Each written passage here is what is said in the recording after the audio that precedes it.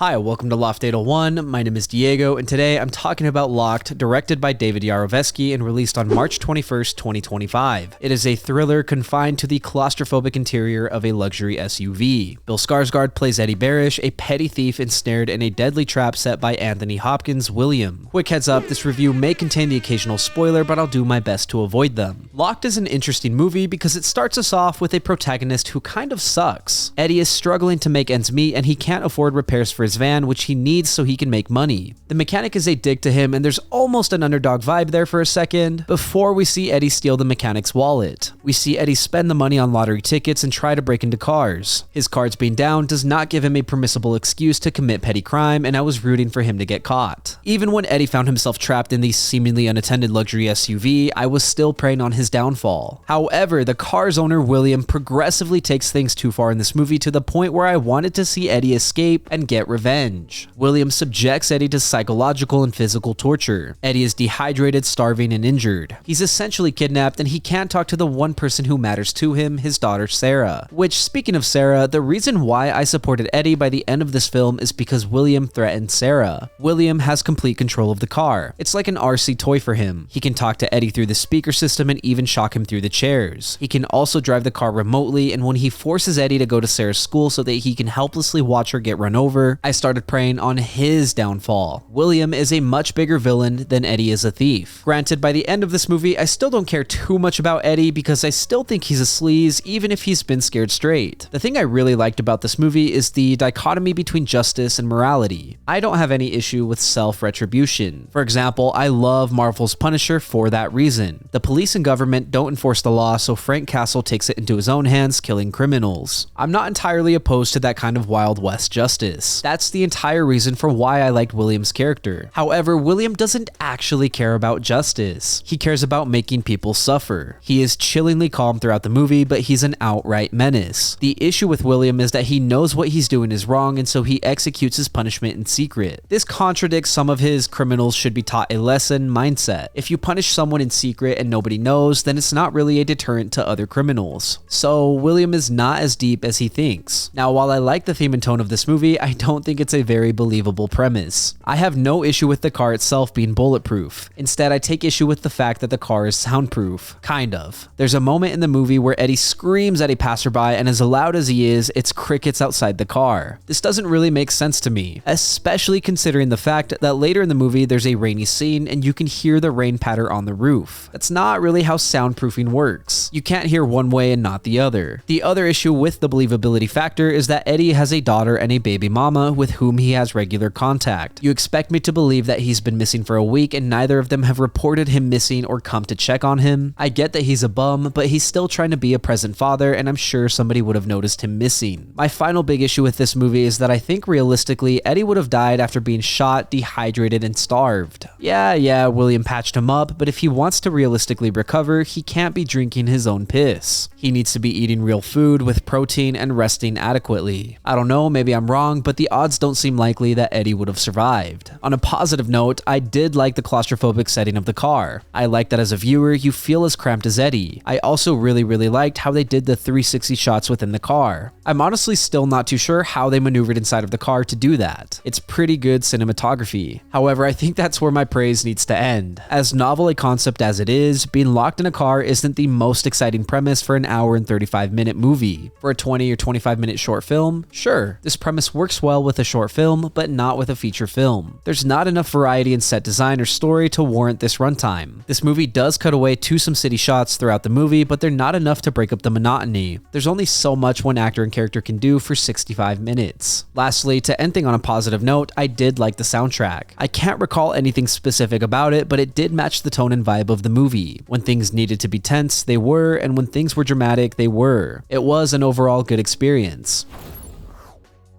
Locked is a solid thriller that's propped up by strong performances, especially from Bill Skarsgård. The movie starts with a compelling power dynamic that slowly flips on its head, and while that ride is fun to watch unfold, it's ultimately limited by its own concept. The single setting feels innovative at first, but it overstays its welcome, making the movie feel more like an overstretched short film than a fully fleshed out feature. Still, the cinematography inside the car is impressive, the score does its job well, and the climax pays off the tension well enough to keep things satisfying. I wouldn't say it's a must watch, especially initially at the theater, but when it starts streaming, it's definitely worth checking out if you're in the mood for a psychological thriller. It's certainly not in my top 10, but I had a good time. Thank you for listening to my review of Locked. If you enjoyed the content, leave a like and hit subscribe. If you did not enjoy the content, thank you for sticking around. As always, I would love to read what you have to say, so leave a comment and let me know what you're thinking. Also, if there's something you want to see reviewed, don't forget to let me know and I will do my best to get to it. Lastly, if you want to see some more from me, then you can check out my vlogs linked up above or my podcast Good Friends. Again, thank you for watching. My name is Diego and I will see you next time.